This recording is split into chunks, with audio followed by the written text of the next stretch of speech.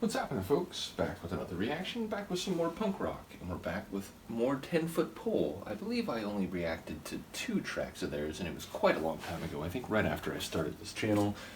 But yeah, we're going to go back to Rev, is it the second? I think it's like technically the first original. I think the 10-Foot Pole album before this was technically the last Scared Straight album. I think it's like the same thing. Either way, this is from 1994. It's the Scott Radinsky period of the band. I've mentioned this before in those 2 reactions, but he eventually left the group because he was also a Major League Baseball pitcher and wasn't able to tour or be like a full-time member of the band the way the other guys wanted, so they eventually asked him to leave. I think he then joined Pulley, so yeah, both bands continued. And ultimately, I enjoy the 10-Foot Pole after the change, although perhaps the 10-Foot Pole sound before the change is the one that I knew first, and so it still has perhaps a slightly greater level of nostalgia. In any case, I do think this is a really good album. And the first track is the one we're going to listen to, Never Look Back.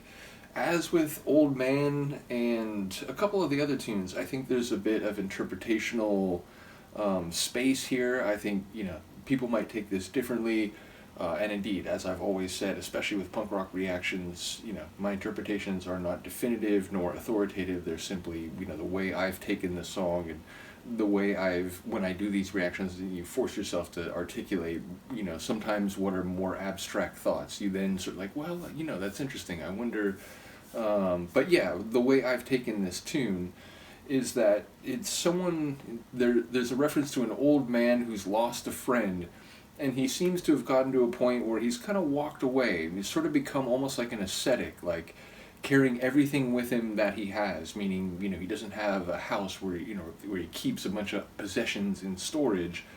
He basically lives, with the coat on his back and, whatever else that he carries with him. But ultimately, it sounds like there's a rejection of caring what people think, caring what people might have said about him, and simply moving toward a life where you don't look back. You never look back. You don't worry about what's past. You just try to, let things go and not let them fester and, encumber you with psycho-emotional baggage.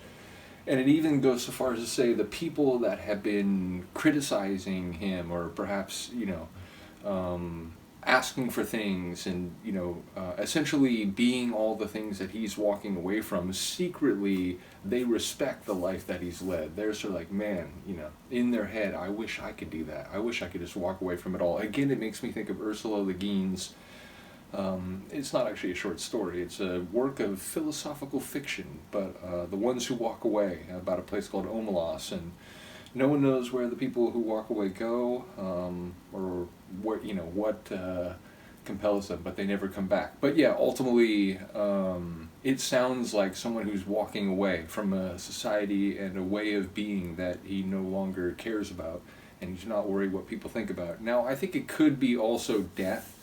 Like, there's a couple of the lines about, like, and then there is no more, where it's like, he could just be saying, like, he's left everything behind, and he's ready, and he's embracing his end, and he's not really worried about it. And all the people who've maybe been criticizing him all this time are like, man, I really respect that. So I feel like it could have a couple different meanings just in the way I've taken it, and never mind the way others might see the lines. Either way, let's hear it. This is 10-Foot Pole from their 1994 album Rev, and the track is called Never Look Back.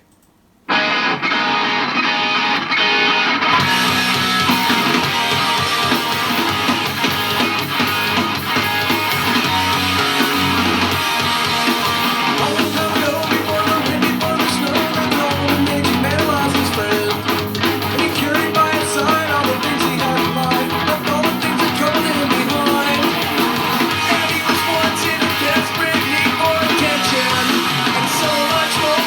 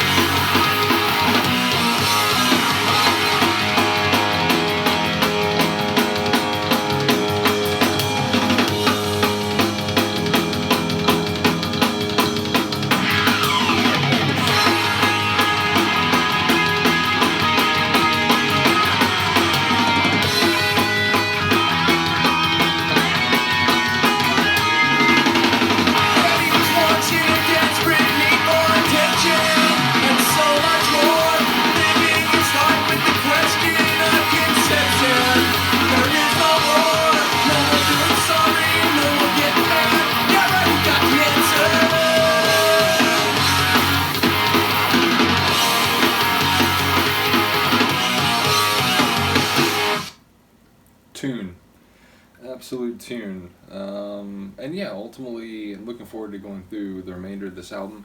I mean, it's honestly been so long. I almost want to do a re-reaction to the first couple tunes because those are like two of my favorites. I think I did "Fade Away" and "Old Man," both of which I think are fantastic. But in the time being, or in the meantime, I'll go through the remainder of the album and then perhaps I'll circle back and hit those two tunes. At some point, I will start going through "Unleashed." I like that one a great deal. That's post the change.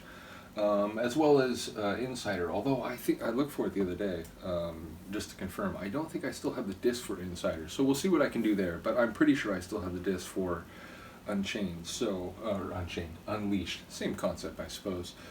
Nevertheless, yeah, as I said, I think this tune, it could be, no more feeling sorry, no more getting mad. That could be because you're renouncing, like you're letting things go. You're not going to let them fester. You're going to, again, be sort of like a social aesthetic where you're just not going to let the trappings or psycho-emotional drag of society and people in it pull you down, or it could be you're embracing the fact that you can walk away from everything and you're not going to feel anything anymore because you're going to die, but you're comfortable with that. So yeah, either way, I think it's a cool song. Definitely enjoy the up-tempo guitar work. I like the second verse where it strips down and it gets sort of like a bit minimal and it's just kind of the drums and that the vocals and sort of that tight little guitar line. So I do enjoy that section in particular.